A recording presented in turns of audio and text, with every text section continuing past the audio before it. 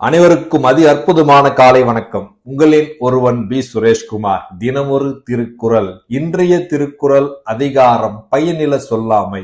ஆங்கிலத்துல against vein speaking சொல்லுவாங்க.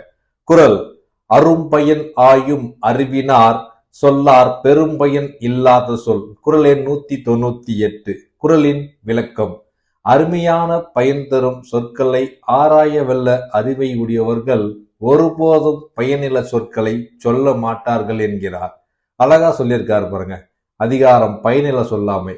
பயனிலத சொல்லவே கூடாதுங்க.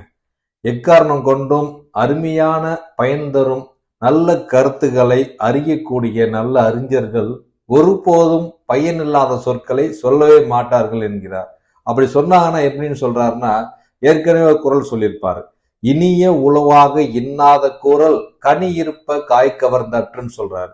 ஒரு மரத்துல நிறைய பழங்கள் இருந்தும் அந்த பழத்தை சுவைய சாப்பிடாம அதை காயை பறித்து சாப்பிட்டா எப்படி இருக்குமோ அந்த மாதிரி நல்ல தமிழ் சொற்கள், அருமையான பயன் தரும் சொற்களை விட்டுட்டு நாம பயனில்லா சொற்களை பேசுற மாதிரி அர்த்தம் சொல்லியிருக்காரு.